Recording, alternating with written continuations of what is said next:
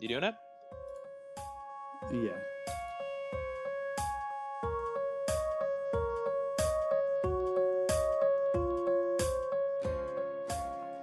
All right, so you were getting very upset a minute ago because you found out that somebody with a 3D printer had 14,000 views. I don't know if that's right or not. There's no way there's 14,000 people watching that. That's hard for me to believe because all I'm the most I'm seeing is like 300, and that's really high for No, for it any of these still streams. has 13,500. Okay, can you send it over yet then? Because I'm not. I have no idea Hold how on. to. Here's one with 1.3 thousand. This is the highest one I've seen. Oh, dude knitting. That's the that's 1.3 thousand. So how do I sign up for this? I don't know. We need to actually talk about what this is that we're talking about, though. You want to introduce it? I don't even know what it is. The Reddit Public Access Network.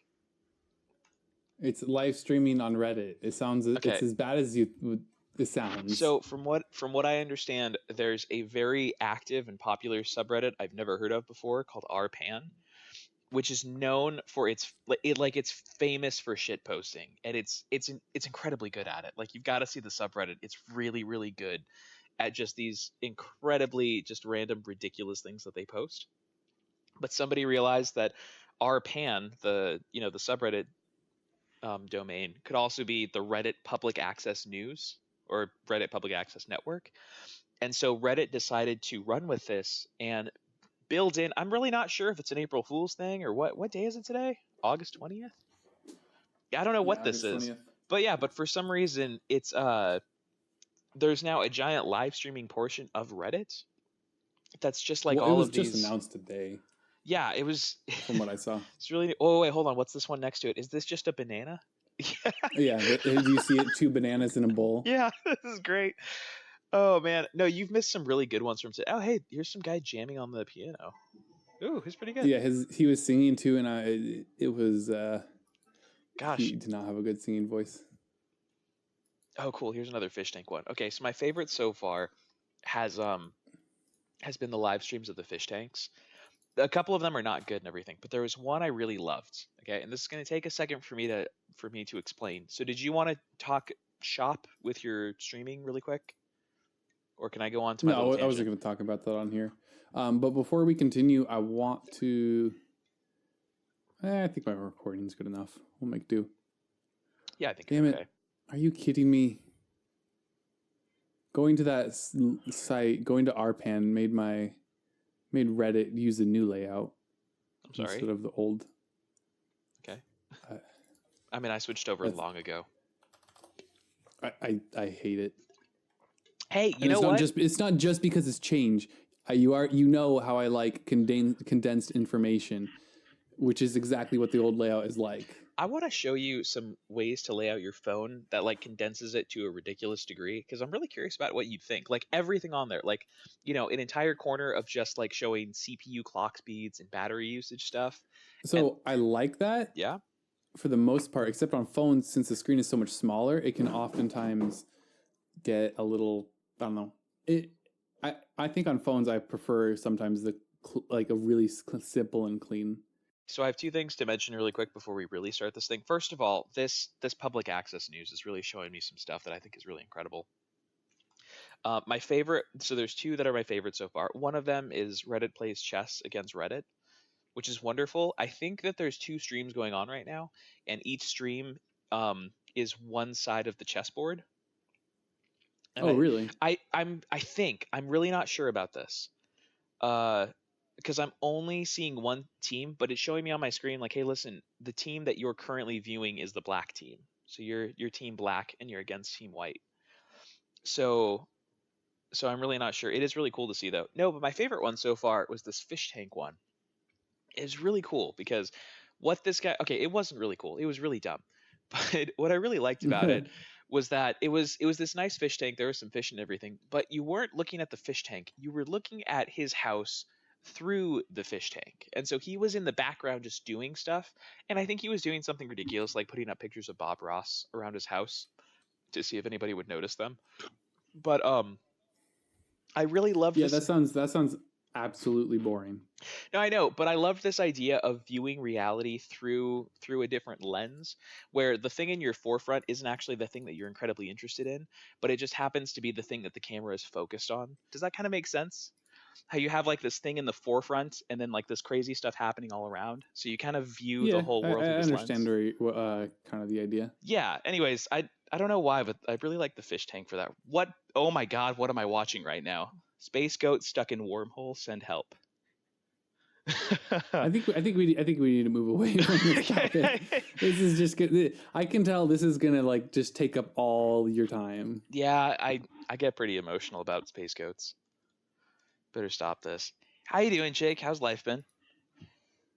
Pretty good. Yeah. I just actually just this morning I got the last achievement for Factorio, so I've now 100% of that game, which doesn't Hey. happen very often. And now you're gonna be done with it, right? Yeah, maybe in like another 3,000 more hours. Yeah, I was hoping. That's okay. Dude, we're coming up on 1.0 release here, so Oh I my, mean, oh my gosh. All right. I'm excited. I don't want to Dude, think about it. I've never had a game where they have weekly Factorio Friday posts. Yeah. And I've never looked more forward to a development blog than I have with Factorio. It's ridiculous. Well, I hope that one day I feel about Emily the way you feel about Factorio. I hope I can find someone to feel about the same way I feel about Factorio. You shouldn't be feeling anyone right now. You need to just stick with your Factorio. Yeah, that was a bad sentence, I know, but I hope I can find some. It's okay. How would I phrase that? I don't know. Regardless, the point gets across. Yeah, I wanted to mention a game that I've been wanting to recommend to you for a little while. I don't know anything about it. I just really am curious. Have you heard of Stone Story RPG? It's a small Nope. indie developer that's popping up. So it's a whole it's just like a little like 8-bit game, but the whole thing is done in what's it called? Like ASCII graphics? ASCII, yeah. ASCII, is that how I pronounce it? That's not 8-bit at all in the slightest. Well, it's like it's done on like a black and white screen. Like the whole idea is like it's a But it's ASCII. okay, all right. Pixel art would be actual pixels. Okay. I didn't mean that. I'm sorry. I was using 8-bit I can't believe you would go there. I'm sorry. My bad. It looks like something that would run on a I don't know, like a DOS computer. It just looks really cool. I'm a huge fan of the artwork. Let me send you this game. Hold on.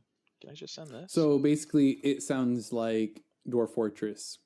No, I wouldn't say Dwarf Fortress. When I think Dwarf Fortress, I think more like all of the. That's exactly what this is. Well, I mean, in the same sense where it's using ASCII, yeah, as graphics. Yeah, it's using a bunch of symbols to represent stuff as opposed to like actual graphics. Yeah, well, yeah. When I think of Dwarf Fortress, I think of they're not. They don't. I don't know. There's a layer of removal from reality to where it's more like every symbol like means a certain thing. So like all the P's are going to be grass or all the V's are going to be like, divots or something in the ground. When you look at this, they're just using the ASCII art in order to just show like stick figures doing stuff. So it's almost more juvenile than Dwarf Fortress. Does that make sense? I kind of like it because of that. No, it's definitely a little more accessible than something like Dwarf Fortress, I can tell. Yeah, absolutely. And it does have some key differences. It's just in that same realm of. Oh yeah, absolutely. Yeah. It's just amazing. I do love the idea that like, everything from the text boxes to the border around the text boxes and all of the artwork is all done in the same format. So it's, I don't know, it's a really cool way to do a game. I'm really excited about it.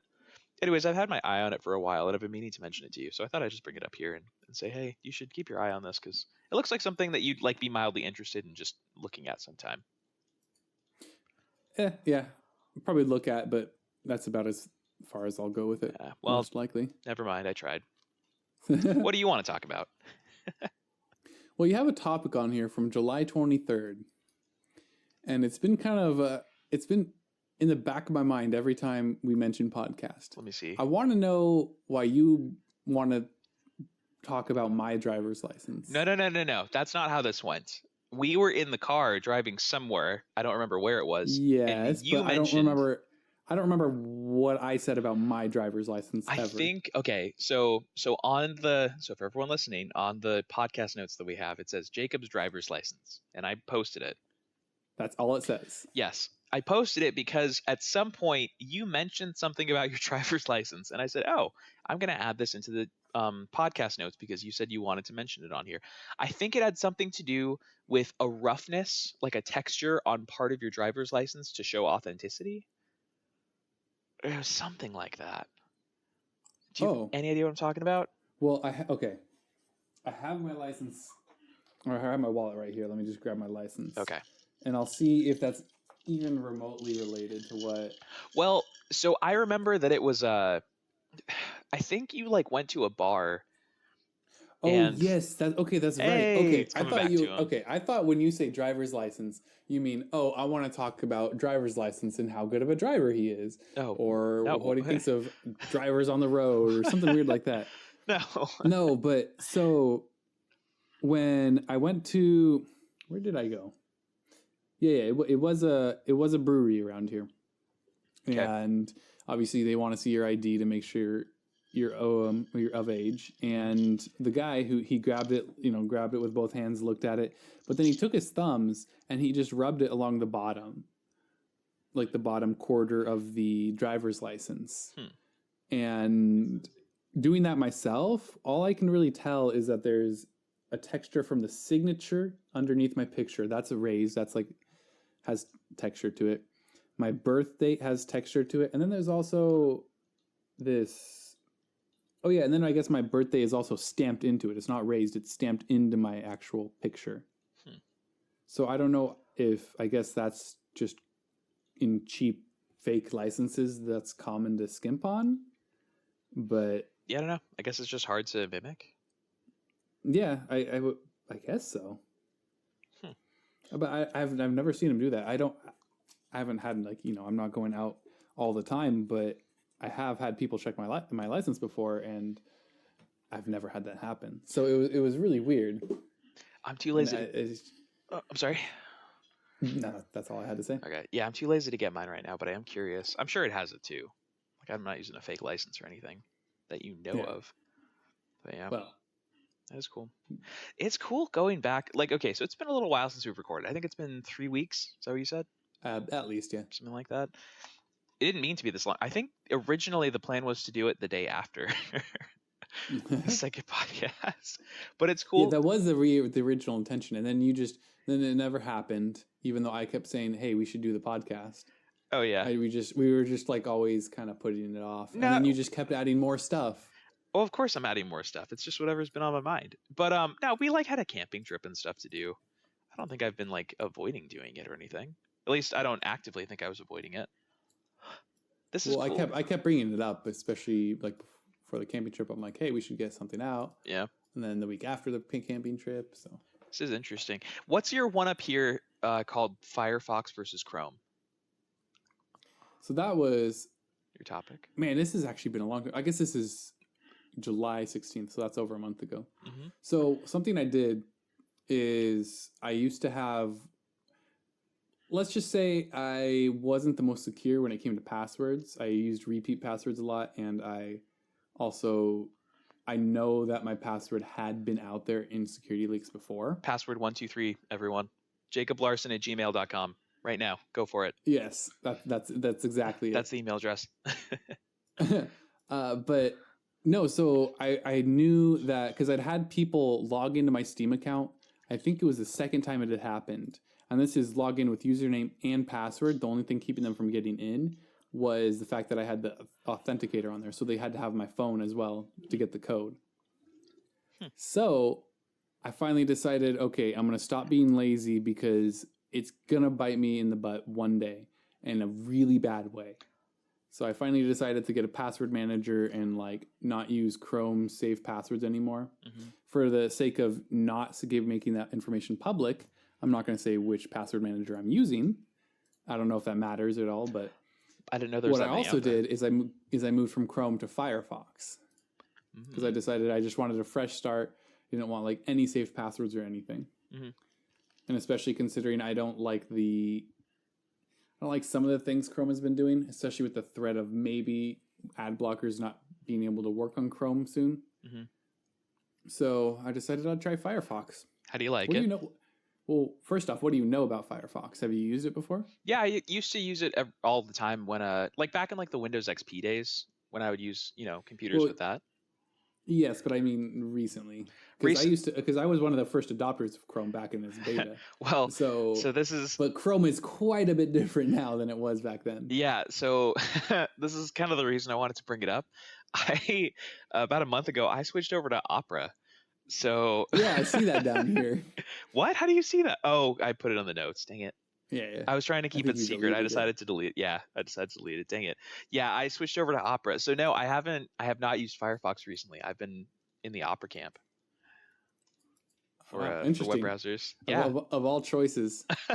It's got some features that I really like. I'm a super social person and it's kind of built for that. Like that's the avenue they decided to go down. We'll talk Firefox first. What do you like about Firefox? What are they doing? I mean, I like the company behind it better. That's for sure. They support open source software more, and they're just more open about the browser itself. Because Chrome is technically based off of the Chromium project, which is open source, Mm-hmm. but Google has so much say in what actually gets pushed to like what changes are made because they have so many developers working on it, and they've like put, I would assume, money into it and such. And then they take it and fork off Chrome and put their own proprietary stuff in that you don't know about. So it's basically Google owned. Not to mention that Microsoft switched Edge over to the Chromium engine, which since Google has a lot of say over that, they can basically do whatever they want now. Pretty much a monopoly. So I figured I don't really want to support that. I want to support Firefox in that regard. And there's no reason that I haven't really found much that's worse. I would say. I mean, I think it's a little bit lighter too on your CPU, right? Because Chrome is like So famous.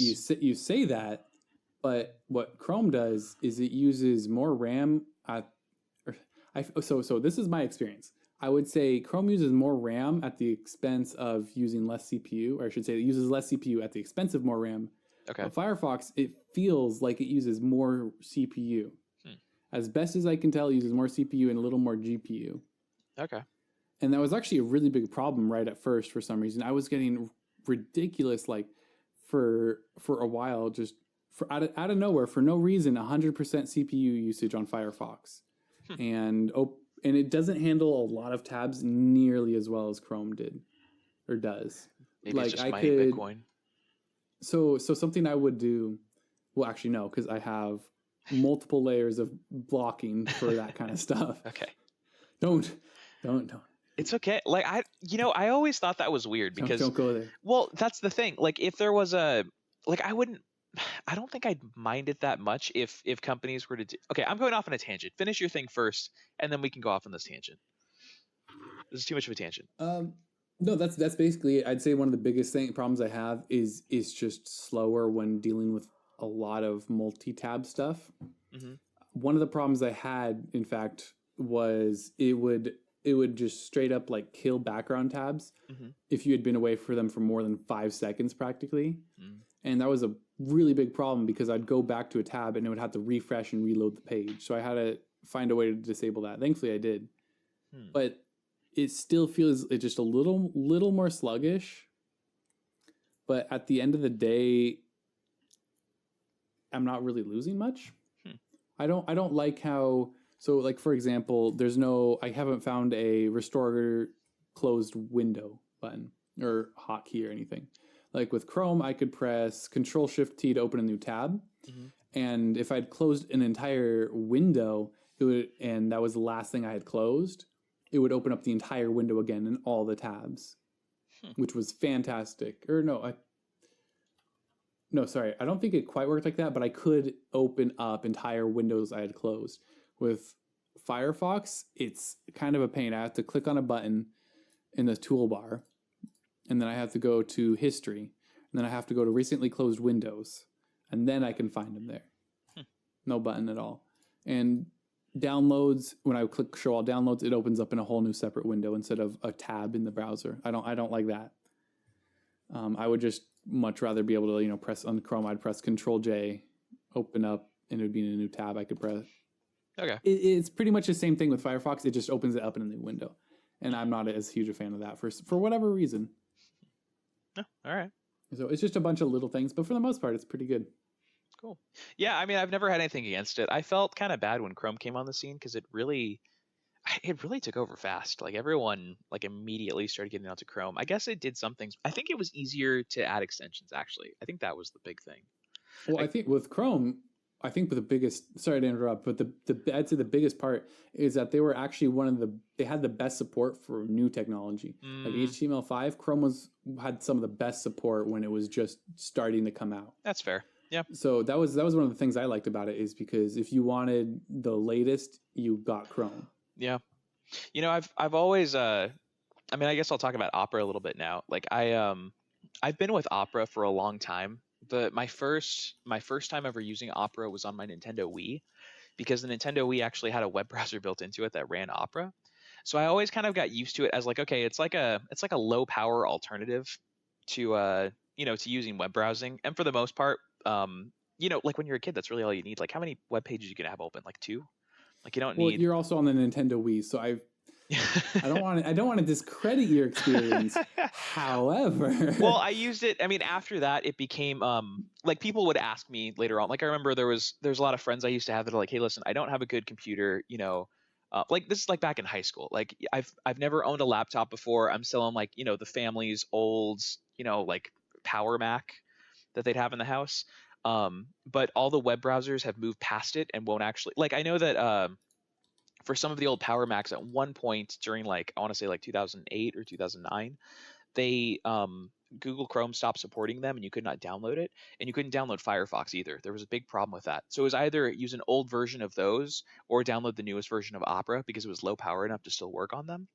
You said for XP, right?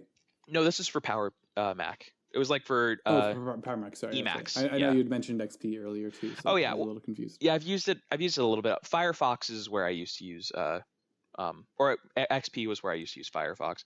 But yeah, no, I don't remember why I got this. I think I don't know. I wanted a new web browser and I was kind of playing around with it. And the moment I downloaded it, everything was working really well with it. I don't know if Opera has twisted the arm of like okay, so the moment I downloaded it, all of my Discord things stopped popping up in Chrome. They started popping up in Opera, even though I still used Chrome way more and I'd opened it a lot more than that. It just kind of hijacked it because it was the newest download. But I loved a lot of the stuff it was doing. It kind of reminds me of working with a smartphone, because what it has is on the left is a whole bar, and on it is like Facebook Messenger and WhatsApp, which are my favorite features. Yes, I see that because I have it installed as well. So oh, cool, yeah, that's my favorite feature, because I love that I can be like doing whatever and I'll see all my messages like pop up there. Not that I use WhatsApp, but I really want to get into it. And then and then all the web pages that you normally go to, they pop up in squares on your screen like an app would. So it kind of treats them a little bit as apps with just a Google search bar on top, which I know Chrome used to do, but I really haven't seen it very much from them recently. So it just kind of, I don't know. I like the way it's laid out. I think it's convenient. I mean, so I feel like the whole treating things like apps is still pretty. I mean, that's what Firefox does, and that's what Chrome does, as far as I know. I don't know. Maybe it's the way I've been using Chrome. I haven't seen it recently. I think it's just a setting you can probably change. Yeah, I think I hit the same wall as you, where it was just like, I'm just kind of ready for something new. I just want to change this up or something. But I mean, it's not that I was ready for something new. I didn't want to change necessarily, because it was a huge pain, because I had to go through, and I entered over 100. I went through every single safe password on Chrome that I had, and jeez. Even for websites that I hadn't visited in years and I will never use again, I still try to log in and change the password. And if I could, and I knew I wasn't going to use the account again, I'd try to like delete it, delete the account. So that took some time. It wasn't something I wanted to do, but it was inevitable. So as excited as I am to edit through us talking about our favorite preferences in web browsers. Wait, you're saying this isn't hyper engaging? I'm I'm just saying I might want to cut it down a little bit. Oh, Or you're definitely going to talk. want to cut what I was talking down at least a little. At least a little. Oh man. I feel like you take advantage of me sometimes. You're like, you know what? Tim's just gonna edit this out. I'm just gonna go as long as I can. Whereas I'm like, I also okay, feel like what? Tim's a nice guy. He's just gonna let me keep talking and talking about some really boring topic that nobody is really gonna want to hear about. I've tried my best not to tune out. Well, if you're interested, there is another topic on here that does kind of intrigue me. Okay. What is this about urinalysis? Oh, have you not And heard about DJ this? Cooper. I Oh, have no idea who DJ Cooper is. I don't know what. Are we talking like drug testing? What is this?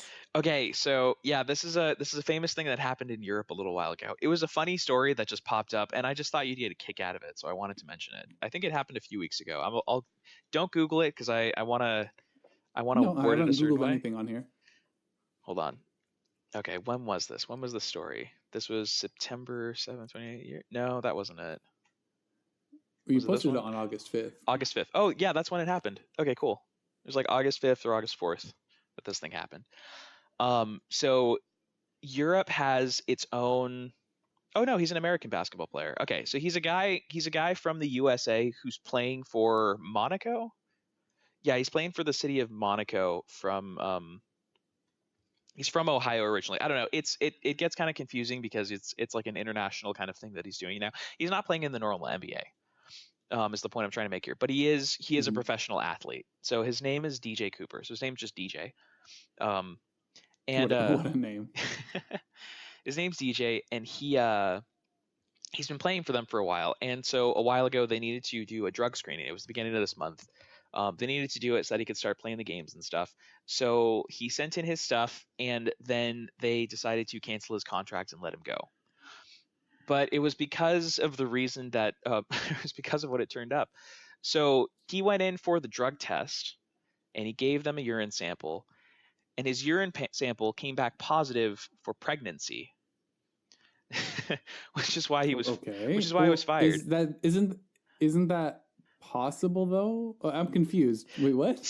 So what happened was, so the reason they let him go was for lying. So he apparently has been using drugs, but they still don't know what it was because they haven't actually tested him. What he did was he stole his girlfriend, not stole his girlfriend's urine, but he got his girlfriend's urine for this drug test, and he didn't know that his girlfriend was pregnant. So he sent it in, and then he found out that his girlfriend was pregnant through the through his bad failed drug test. Oh man.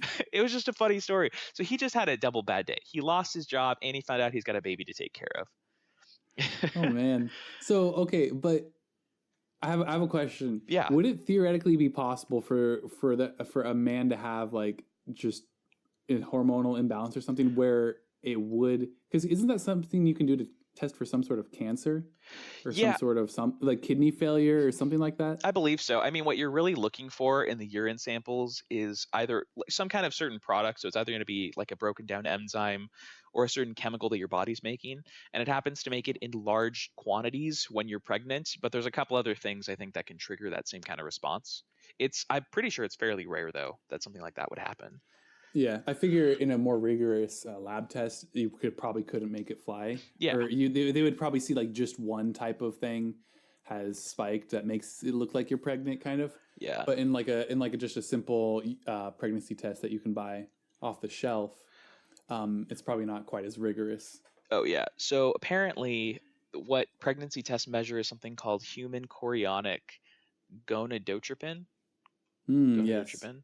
And my that word right favorite. there, gonadotropin, means that it's going to be something having to do with the testes, obviously. Well, probably not the testes because it's a woman, but something going on in that region. And so I'm Mhm. assuming, like, if a man has testicular cancer, it might trigger the same kind of a thing. I don't know. Yeah. Yeah. Well, Anyway, that's interesting. yeah, it was just like a funny story that I thought you'd appreciate. I always seeing that up there, DJ Cooper. I had no idea who that was, and so I assumed that was the name of a musician or a DJ. Yeah. DJ Cooper. That's why I wanted to. So to hear you say that it was a basketball player, I had to do a double take, thinking, wait, what? A pregnant basketball player. A pregnant DJ. Pregnant DJ who plays basketball. Oh, I have a request, by the way. Put that as the name of the podcast. I'm thinking it already. Oh no. Why does it always have to be something you say? No, it doesn't have to be, but let me type it in. Hold on. Okay, so for everyone listening, there's been an ongoing feud between me and Jacob because I have final say in the editing because I am the editor of the podcast. And so I always pick the names that I think are funny, which are obviously the things that I'm saying. which is like I mean everyone thinks they're funny sometimes and everything. I get that. Um But but I you just always think you're the funniest. well, I just thought it was like a funny line. Like I picked something that seems a little like the last one was called America's Pickle. I like the name America's Pickle. I thought that was pretty But good. you also could use something ridiculous like gourmet hot dogs, which I talked about. Yeah, I know. I don't know. So, All right. yeah. So what do you It's just because you just wanted pickles, I bet. Okay. I won't make this the name definitively, but I do want to know what do you think of the name a pregnant DJ who plays basketball as the name of this podcast? I don't know. I think if anyone who knows about DJ Cooper is going to know exactly what that's about, Mm-hmm. and I feel like you want to make it a little more obscure than that. Okay. I don't know. It seems too topical or. Okay. All right. We'll keep trying. You just let me know. Whatever in the podcast you decide, we have a good catchphrase. Whatever floats my boat. Yeah. Whatever comes out for you. I've got another really small one that I'd like to mention, just to kind of get it off the list. It's something. Okay. It was something small that just kind of bugged me a while ago. So I have a topic on here called YouTube's unforgivable sin. Okay. So I'm very familiar with YouTube. Okay, so I noticed a little while ago, and this is probably just me, and I'm sure there's a reason they're doing it like this. Have you ever noticed that when you click on a video to play and pause it, both of the symbols are slightly off from one another?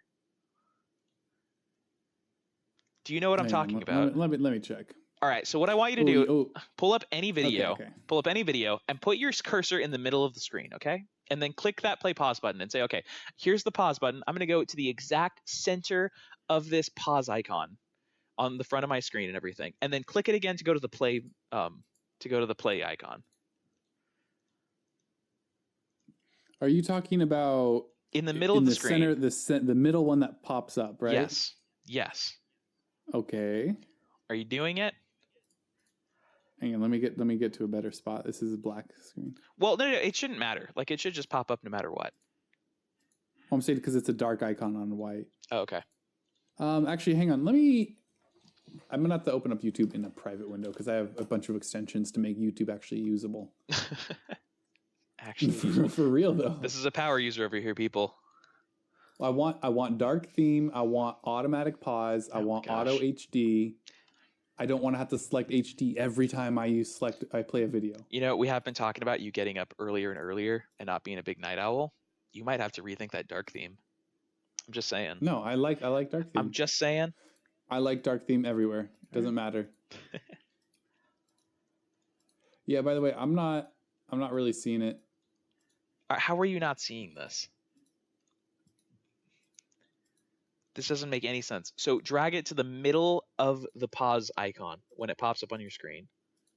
The very middle. How is it unequal? Pixel perfect middle, okay? And then when you flip over to the play icon, it's going to be slightly off, just a little bit to the left. No, they are. Are you talking about up and down alignment or left and right alignment? More left and right alignment. That's about as close as you can get, dude. God damn it, Jake. Here's why it looks off to you, I'll bet you. Is because the pause icon is nice and symmetrical, but the play icon is not, because it's a triangle, so one side looks way heavier than the other. And so it looks like the pointy end of the triangle is off, but as far as I can tell, it's about the same. I'll bet you that's it. As far as I can tell, it is absolutely not off or anything. You're gonna have to show me when I go over there or something, because I'm not seeing it. Okay. All right. Anyways, this has been bugging me because whenever I'm bored at night, I'll just like click on YouTube videos and pause them a lot until I get tired. Like when I'm really tired and when I'm like just barely holding on to consciousness. And oh my goodness, it is the most bothersome thing. I've had nightmares about this icon. I think you need to do different things to fall asleep. No, too. I think you need to do different things to fall asleep. This is totally What off. are you talking about? This is 100% You know what I do off. to fall asleep? I pick a nice, relaxing YouTube video and I fall asleep to that. And I don't play and pause it and worry about how those icons are misaligned. And you complain. It's so misaligned. That sounds like something I would complain about to you. Oh my gosh, it's so bad. How do you? Whatever. Move on to the next topic. I don't know what you're using. Why are we even watch doing this YouTube podcast videos. anymore? We're stopping this podcast. No more podcasts. No more podcasts. I don't want to talk to you anymore, Jacob. How about that for a title? No more podcasts. No, we don't want to do the bait and switch like that. Whatever. I'll come up with a good title. I'm using one of these Opera. days. I'm checking it on Opera. It's still. I think I have it pulled up on. Actually, I'm watching it on Chrome right now. This would happen on Opera. You know what? No, this is too much into the weeds. I don't want to edit this much. Just go to the next topic. It's the same. I want to find. What are you on about? It's so bad. I want to see what you're talking about, but you're wrong. Oh man. Here's what I think the problem is. Okay. There's two ways to align this. You can either align the center of each icon with one another, or, and this is what I think they did. I think they aligned the left side of each icon with one another. Mm-hmm. So the leftmost line in the pause icon is exactly the same spot where the leftmost line of the play icon is. Like those two line up perfectly. But the direct middle of those two icons are not aligned whatsoever, and that's my big beef with it. So I said, I think you think that because the center of mass. No, you're just so incredibly same. wrong. I understand what you're saying. I understand that there's middles to triangle, and it can be hard to like find. Is that what you're saying? Because for the most part, yeah. The triangle just looks uneven. No, if I were to balance that particular part of the play button on the tip of my finger, that would not be symmetrical. That is very clearly weighted on the left side of the icon. Here's what I'm doing. I'm going to describe in great detail what I'm doing. Oh, man. Okay. All right. You can edit this out. I don't care. This has to be settled here and now. Okay. So when you click it and then in the middle of the screen, it does that. It pops in and then it fades out real quickly while expanding, right? Yeah.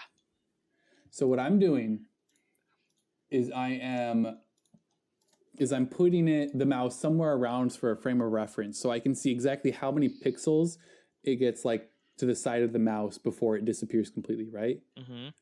So I can see for the left side, they both disappear at exactly the same spot because relative to the mouse, there's like 3 white pixels to the left of it every time. And when I do that for the left side, it's equal. When I do that for the right side, the very tip of the triangle is also disappears at the same. It's the same. Like they line up perfectly when they disappear. They're exactly the same size. Using my mouse as a frame of reference. I haven't done up and down, but that's hard to because you really can't do that. It's so off. Future Tim here. After we finished arguing about this, Jacob forced me to spend the next several minutes setting up a screen share so that I could show him exactly what I meant by the pause and play button not being aligned. So I just went ahead and cut all of that out because it went on for about 10 to 15 minutes and it didn't make for very good podcast material. So I'm just going to go to the middle music break and then we'll start wherever we can in this thing. Oh, Jacob.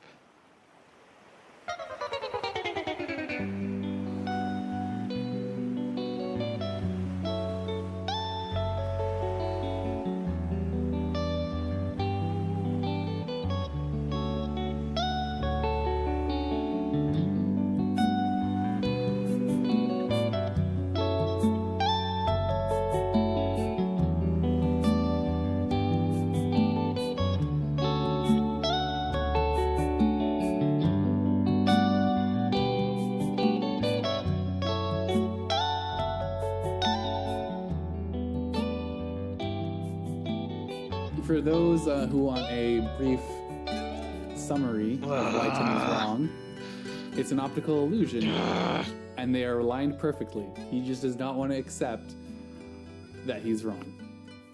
Jacob sucks. Oh, there we go. That's a name for the podcast. There we go. Tim Jacob is wrong. sucks. Tim is wrong. No, Tim is wrong. excuse me, who's got overall control? The editor. Boom. Hey, I have the passwords too. That's true. You could. I could just not send you my audio files. It'd just be a podcast of you talking to yourself. You'll hold the podcast ransom. Hey man, I gotta take the small victories while I can. So, okay. I'm glad we settled that. Yeah. So it's getting to the end of summer. Whatever. It's getting to the end of summer. Yes. Hopefully cooler weather soon. Yeah. I've had a very, very busy summer. I think this has been the busiest I've ever been in a summer in my life. And I've needed some time to just like sit and just watch crappy TV. So like I know that you and I just started that terrible TLC show. I don't know. No, I don't want people to know that I was enjoying that. Okay, never mind. Well, we wanna. I'll add it post podcast into it. Well, we don't talk about that. Okay, that's really good. All right. Well, anyways, Jacob's not ready to admit that part of himself yet to the world.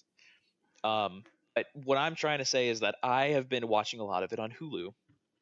Which means, because I have like the cheap version of Hulu, that I see a ton of ads. Okay. And the one ad that I don't understand is the 7-Eleven commercial that constantly comes on and puts nightmares into my soul.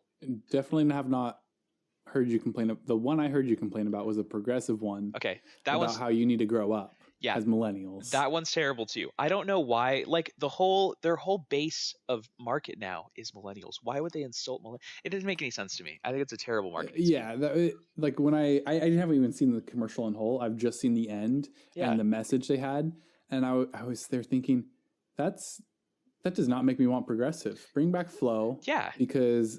Exactly. Flo is not an idea. She's a person, like you were saying. Yeah, that'd be like if they were to advertise to the baby boomers on like how they all wear diapers, which is really funny. So they should all buy, I don't know, like life insurance policies. And how they all have Alzheimer's. Yeah, like that's not funny. Don't joke about that if you're trying to sell things to them. It doesn't make any sense. Anyways, so that's not what I'm talking about. This is just a whole podcast on things that get me angry. No, I think we needed something much more therapeutic. Can you be sure to put some nice like meditation music in the background, like some water flowing and like some of that, like just that kind of musical hum in the background. Maybe I can put it in while we're talking about this. Just like a very low, nice hum just here. kind of like that kind of string instrument or wind instrument, like kind of drone with the water in the background, maybe some rustling leaves and some wind blowing. Okay. All right. Let's talk about this in a calm manner, Tim. All right. What bothers you? Why? Why in 2019 are we still using mascots? Do you still think a mascot is like a good thing to use to sell something or to like, brand things? Do you know which one I'm talking about now? I'm talking about the 7-Eleven mascot. Have you seen the 7-Eleven mascot? I have no idea what the 7-Eleven mascot is. Let me Google Do you see the title up here that says Toomgis frightens me? His name is Toomgis. Oh, I thought that was like a misspelling of Tamagotchi or something. Nope, Toomgis. Toomgis. I have definitely not seen this. You've never seen him? Oh yeah. Can we make him the thumbnail for this episode? Oh god. Oh man. Because to scare everyone away. How would you describe him? Like what would you say? An abomination. Right? Okay. So what does he have? Like what are his main features? It's just snack foods that you would buy at a convenience store made into the shape of a man.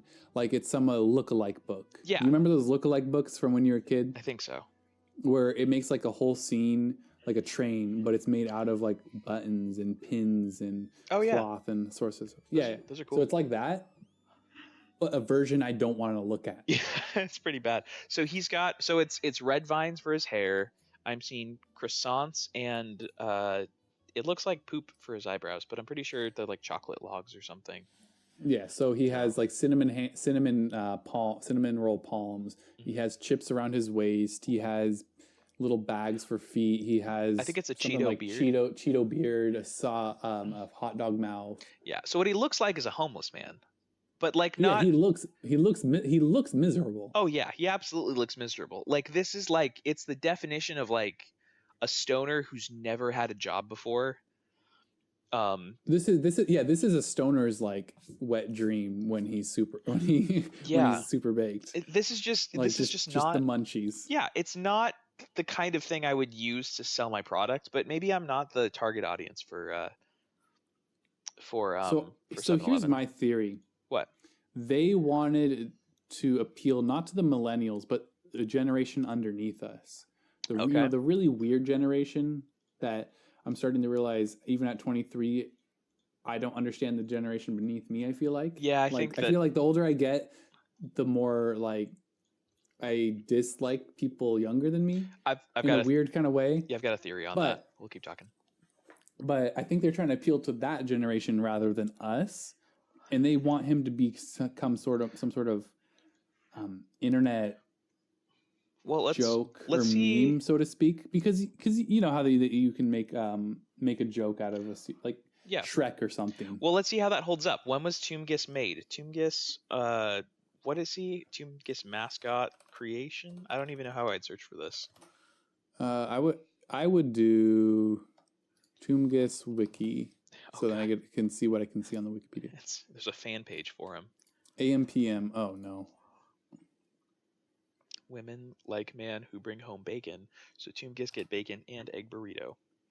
So we have That's a quote from AMPM. Toomgis. I'm gonna look on the Oh. AMPM. Okay, so it's not 7-Eleven. It's AMPM. Toomgis worked many jobs before landing the one in AMPM. It has nothing on it. He worked as an ice if you're crusher, looking at the Wikipedia page. nacho topper, snack hacker, donut decorator, and everyone's favorite snack giant. So there's a whole like backstory for how he became him. I am not. Oh, here's a Reddit thread. Okay. From WTF in That's about right. 2013 that says, or sorry, not 13, 2016 that says AMPM just created the snack abomination for their new ad campaign. Okay, when was it? Sorry, what year? It says 2016. Okay, so but it is the video they linked to is private, so I can't verify. Interesting. Well, that's as good as we're gonna get. I don't see anything else. But that sounds about right. Yeah. I don't know. They just wanted it to become kind of the joke. Like that's as best as I can tell. Yeah. They wanted it to become remixed and kind of made fun of, but to the point where you think of AMPM. You have that association. I mean, I think the problem is though that he's not just ruining AMPM for me. He's ruining all mascots, and I'm starting to rethink the whole idea of a mascot in the first place. So like this is what? So hypothetical here. Mm-hmm. Before you met Toomgis, would you have wanted McDonald's to bring Ronald McDonald back? So not Ronald McDonald, but I was a big fan of the big purple fat thing. What was he? What was his name? What's the whole? You don't know who I'm talking about? It's one of the group. He's like the most famous one. Let me look this up. McDonald's. Oh, that guy. Oh, yeah, I remember that. Yeah, Grimace? what's his name? It says his name is. He's just like a big lump of purple with arms. Yeah, I don't even know what he's supposed to be, and I love that design for him. He's just like this weird, abstract, large, fluffy. Hold on, Grimace is a character in McDonald Land commercials. He's large purple. He's basically the antagonist for Ronald McDonald. You sure he's the antagonist? I thought that was the Hamburglar. Originally, Grimace was the evil Grimace with pairs of two arms with which to steal milkshakes. I see. Oh, but then after that campaign, he was revised to be one of the good guys, and his number of arms was apparently reduced by 2. That's a good idea. This is McDonald's lore, guys. This is what we do on this podcast. Is there more? He has McDonald's a family and everything. My goodness. Is there any McDonald's video games like released for like the Nintendo? I guarantee you Switch? there is. What do we have? Hold on. They had a pizza delivery game, I think. They don't even sell pizza though. No, not McDonald's. I mean like a what is it? Oh, yes. A chain of pizza. Okay, here I have a game for us to play later. All right, this is what you need to live stream. I genuinely think this would get you some followers. Okay, so it's McDonald's Treasureland Adventure on the Sega Mega Drive. That's the game that you need to stream. McDonald's. Say it again. McDonald's Treasureland Adventure. Adventure. Yeah. Oh my. Mm-hmm. This is definitely not my style of game. That's right. However, Is there anything else? doesn't mean I wouldn't enjoy it. I figured there'd be like a tycoon style game. Hold on, I think I found one. McDonald's video game. This is literally called the McDonald's video game. Oh, and that's exactly what it is. It's a tycoon game. Oh, yeah, I saw that one too. Wait, no, isn't this the one? This wasn't made by McDonald's, was it? I thought this was a joke one because the whole point of the game is like a. Have you seen this game before? I feel like I've played this game before. Let me look. So it's probably just a So what oftentimes happens is they contract out to a game company to make it, but they just reskin a similar game that they made for maybe another company or just another game they'd put out in general. Well, see, here's the thing. The whole point of the game was that the way to make more money was to go bulldoze tribal land so that you'll have more area to farm like grain on so that you can feed your cows. And congregate. Yeah. It's a... Yeah, that can't be from McDonald's. Like, that's very anti... And then it, like, goes into, like, GMOs and preservatives and how you can give people cancer. If it has that in it, it's probably a joke. Yeah, there's no way that this is... But it has the symbols in it. Like, it just... I keep seeing this as the McDonald's video game. How are they not sued? Like... when you type in McDonald's video game, that's what comes up. Yeah. I gotta go play that game again. You know what you should do? All right, so for the listeners, I know we've kind of hinted at this, but just so everyone knows, Jacob has been considering streaming recently. And we've been just talking about like what that would kind of look like and what that would mean and everything. What I'd really love to see is a streamer who just plays games on Congregate. I think that would be really fun. Because it's so accessible to like kids. Like, I don't think this is necessarily good for you. Maybe it's something that I'd want to do at some point. But it'd be a cool thing to like play a whole bunch of games that are readily accessible to any kid watching it in school at that moment. Like, they could just look at the game and be like, "Oh, hey, I could play that right now." It's funny that you say that. To take a quick detour. Yeah, it's funny you say that because it's going to be harder and harder to play Flash games because finally Adobe is going to be dropping all support entirely in next year, I believe. And you already can't play Flash games on Chrome anyway without some work. How's Congregate going to deal with that then? I don't know. This is too much. Well, they're moving over to... You have HTML5 at this point, but it's a legacy games that I'm not sure about. And preserving that kind of stuff is going to be hard. Yeah. That'll be interesting. See, now it's a whole...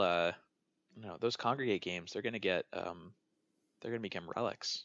See, and this is why it's important to preserve that kind of stuff and why the Internet Archive, why I really appreciate the work they do, because otherwise that kind of stuff it's going to get lost. Oh, absolutely. But they're probably definitely looking for ways to preserve that and make them actually playable. Oh, sure. Yeah. Whether it involves contacting people or just straight up at least downloading the games and working on getting them playable later. Yeah, it's really cool. It's this interesting kind of look into early internet culture, because I think one thing that a lot of people kind of glance over is the fact that a lot of the internet and the internet culture itself wasn't made by people over 20. Like, a lot of it was made by like 15-year-olds just screwing around a lot. And that's the crazy part. It's fascinating. It's super fascinating. I watched a really good talk by one of the biggest Flash game creators when it became big and successful. Okay. I'll have to try and find it for you, but it was a really good insight. Was he like a Newgrounds guy, or where'd he come from? No, he was like from the Newgrounds. I think he was one of the like OGs. Mm-hmm. It was one of the most famous ones he made was This Is the Only Level. Okay. I don't know if you played that one. Mm-mm. But yeah, he was definitely one of the biggest ones. And so I have this theory that Flash games and how accessible they were to make at the time really opened the doors for the indie scene we have now. Oh, absolutely. Because it showed that you can actually make good games, and make maybe money off of them, or just get your idea out there and have people play them. Yeah, gain notoriety. Yeah. And that's one of the cool things about Flash games is because oftentimes they weren't about a comprehensive experience. They weren't about making sure that it was a complete game. Yeah, they're more of an art house thing. It was just a concept that they wanted to... Yeah, it was a concept about a fun idea. Mm-hmm. Maybe just this one really fun gameplay loop, not even like a secondary loop or anything. Yeah. But it was just tons of fun for a short while because it tried to refine just the one fun thing.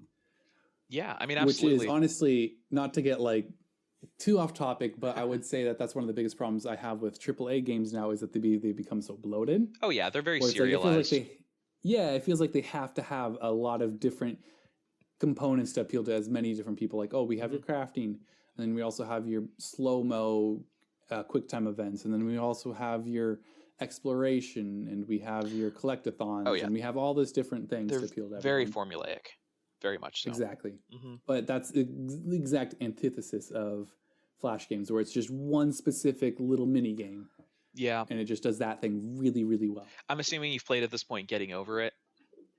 Yeah, I have. That I think is one of the most fascinating and interesting ideas that I've seen for a game in a long time, where the whole idea is just to climb a mountain. Like the whole game is just it's just a meditation on games and what it means to achieve something as you're trying to climb this mountain. There's just some really cool things being done with the whole medium right now by stuff like that. Like Interestingly enough, yeah, you know that game it's kind of known for it's just how hard it is, right? yeah, and the speed It's run. one Are of you those. talking about the speed run?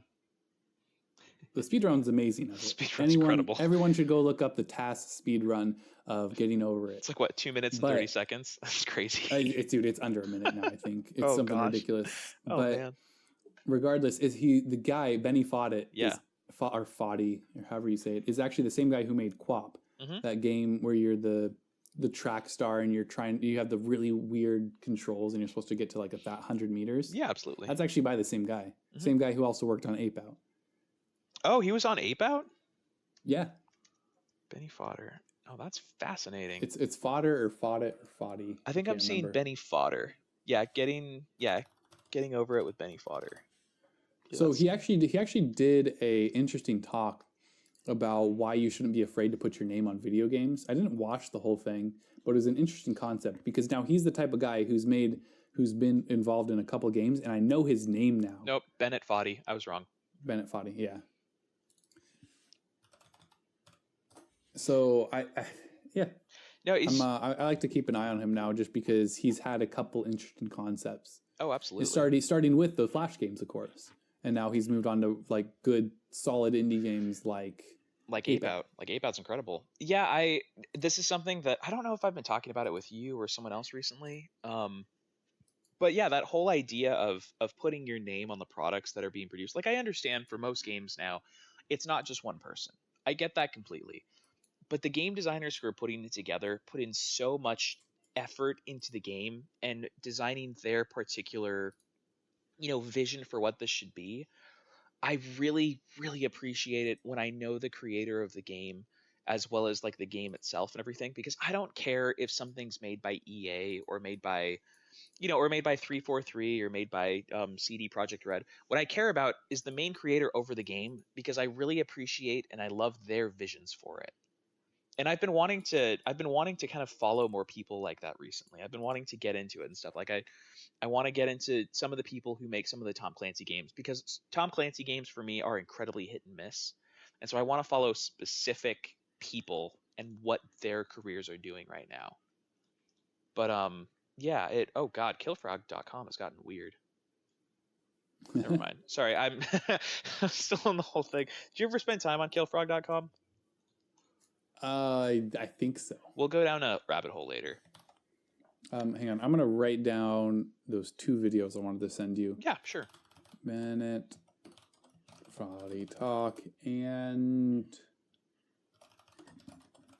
Yeah, I would love to watch that. Bennett Foddy's incredible. There's only one level Flash game. Actually, I have that one pulled up on my computer right now. Yeah, so it's a talk that the creator of There Is Only One Level did. That's the one I remember, but he was well known for many more than that. Yeah, that's I think really he said cool. he's done something like 80 or 60 to 80 Flash games, something ridiculous. He's incredible. I love how enthusiastic that community gets. The people who really love video games, they just love it so much. They love that community so much. It's crazy to see. Like, I don't know if you've ever looked into the story of how Doom was made by who's the Doom creator? I love talking about that guy, but I always forget his name. John Romero, was it? Yeah, John Romero. Do you know how Doom came to be and kind of what happened with it?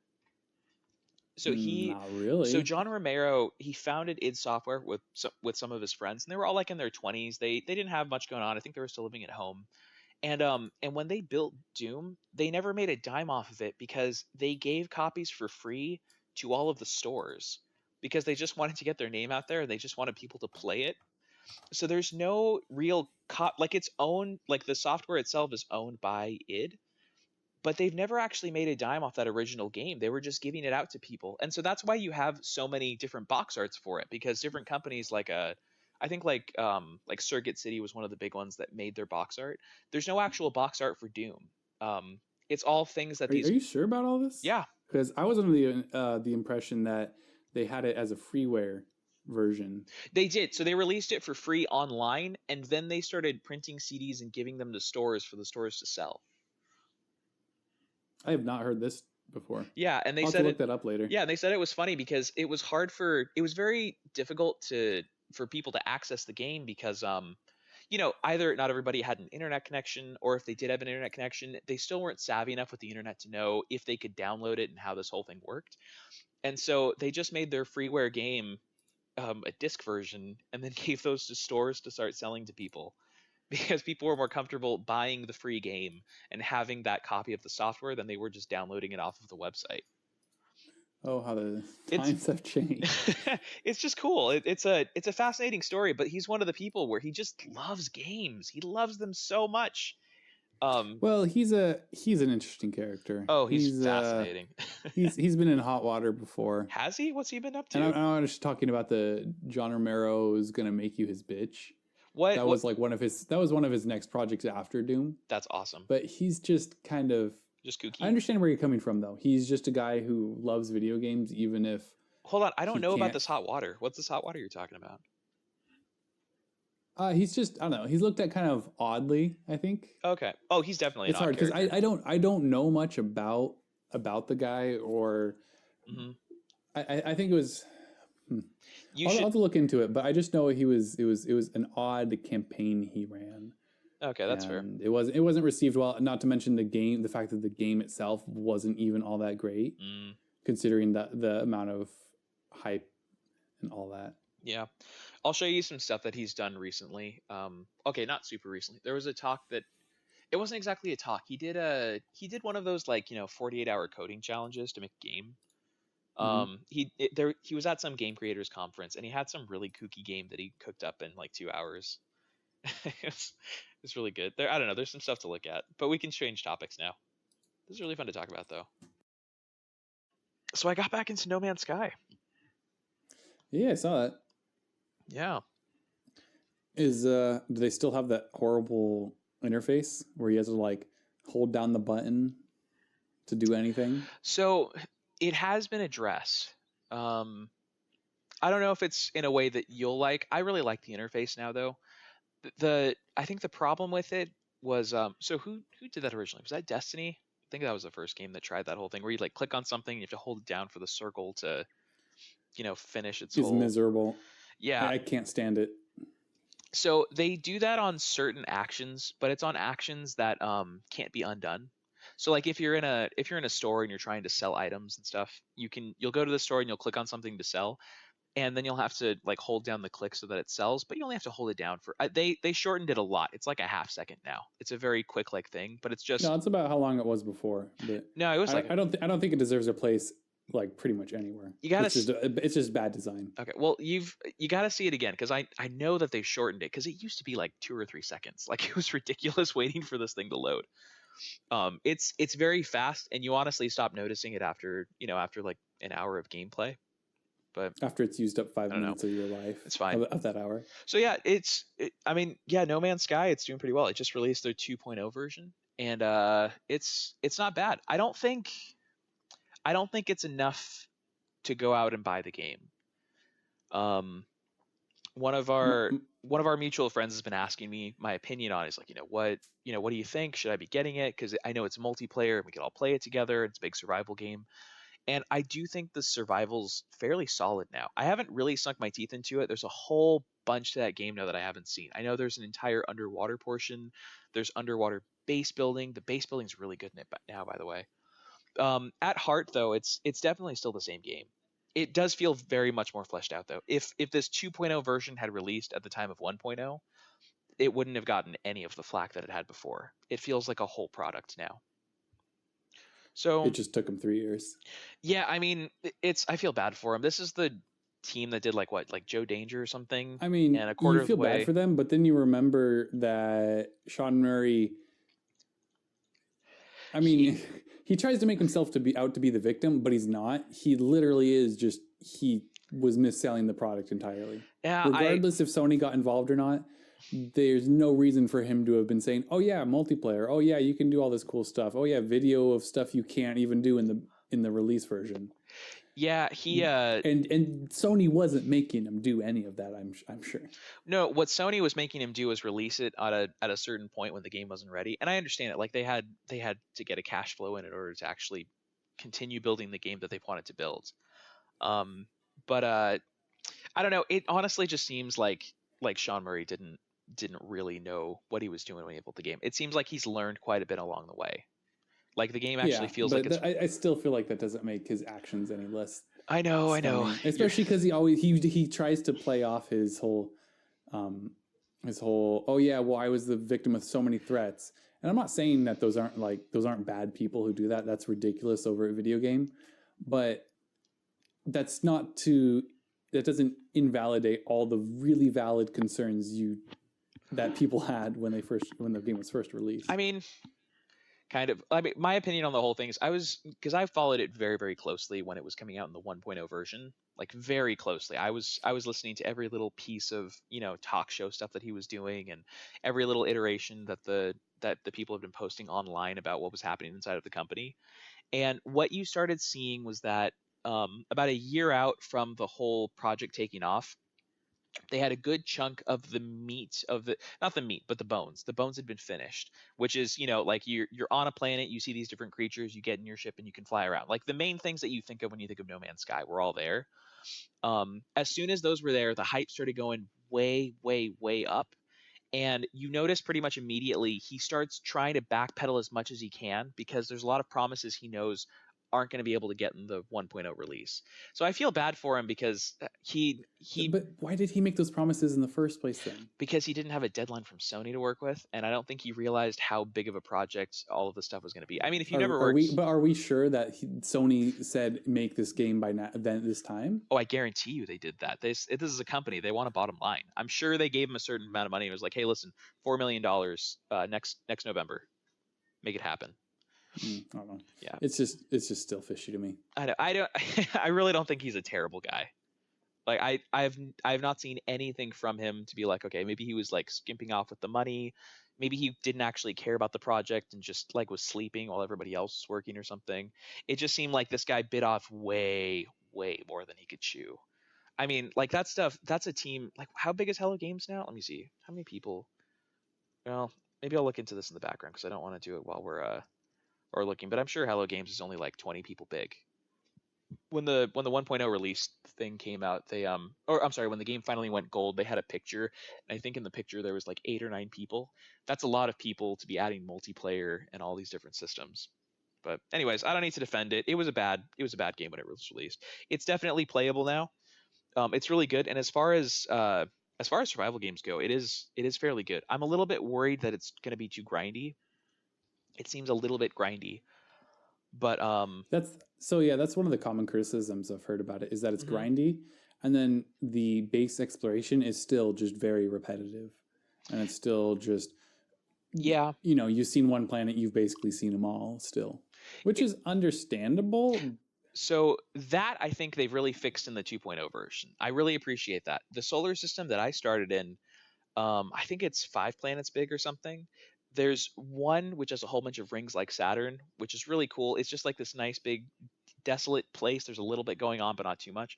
There's an incredibly rich planet with tons of life. There's one planet that's just basically a series of islands, and then there's another one that's just a moon, like it's just a giant space rock, and there's no gravity, so you just fly up when you land on it. Um, but you can go there and collect these really cool eggs. But the eggs are protected by all of these horrible insect creatures that kill you almost instantly. So I don't know. It's something where I want to get more than 2 hours into it to really see what it has to offer. But if you own the game, I think it's worth going back into for another 20 minutes just to kind of look around, especially if you have a friend playing it. because the multiplayer is actually fairly well fleshed out now. I was very impressed with how that works. Yeah, I don't know. I'm still of the impression that I'm gonna wait as long as I can before. Like, I still haven't had a craving to play it or That's fine. an urge to play it. Yeah. So I think I'll still probably wait That's a totally while. understandable, and unfortunately, I think that's exactly the kind of treatment that Hello Games deserves right now. I mean, as much as I like to defend Sean Murray, it was a bad product when it launched, and there's consequences to that. But I Yep. but I do appreciate the game, and I'm glad that I can, I don't know, go back and not be horribly annoyed with it. It seems fun to play. That's all I wanted to say on it, though. That's probably more than I wanted to say. It's a game that exists. So Yeah. I think one of the problems, like I was saying, one of the complaints that people were having is that the exploration is still a little lackluster. Mhm. And then you can compare that to a game that's actually fairly similar, from what I can tell, is Subnautica, except the fact that it's a much smaller map and it's hand built as opposed to procedurally generated. Oh yeah. But you still got the base building, you still got the creatures to explore. It's just, obviously, Subnautica is handcrafted. Everything's procedural, No Man's Sky. So, and I find myself, Subnautica was an absolutely phenomenal game for me because since everything was handcrafted, you get that when you discover something. Oh yeah. They put it there. They let you discover it like that intentionally. And so I feel like that appeals to me more, where they can handcraft the experience to be so, I keep saying that word, handcrafted. That's okay. But they can be very intentional about how they want you to experience the game. But when you explore a world that's just built on the fly like No Man's Sky, it feels a lot less personal, and the wonder of the discovery feels, it's just random if you get a really cool planet or not, or really cool creatures to discover. But with Subnautica, all the creatures were intentionally designed to look certain ways and fit in certain biomes. So it's definitely gotten better on that. At least the creature part has gotten quite a bit better.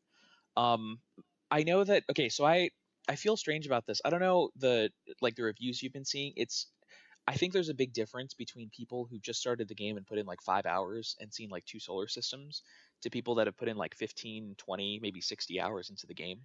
Because the way that No Man's Sky is built, well, first of all, let me acknowledge exactly what you're saying. Yeah, it's really kind of annoying because you can go to a planet. It doesn't matter what planet you go to. You're like, all right, I'm gonna go to this planet.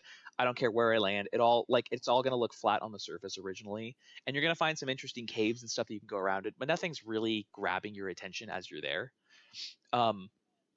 But with that said, I know that there's the way that the game is built is it's structured around this kind of tiered list of different types and classifications of planets to go to, which require higher and higher levels.